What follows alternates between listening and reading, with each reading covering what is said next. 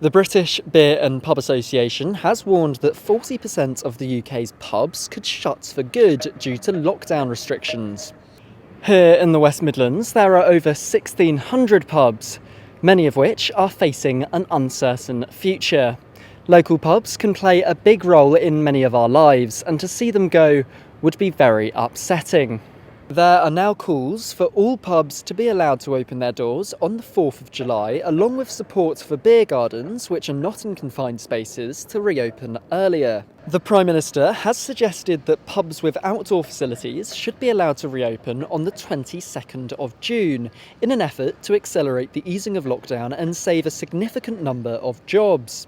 Still, this has received controversy. The Deputy Chief Medical Officer for England expressed at a daily government briefing that mixing with friends and others in a small environment outside your home, such as pubs, would not be a good idea. The future for city centre and exclusively indoor pubs is most uncertain, as densely packed social environments are regarded as breeding grounds for the virus.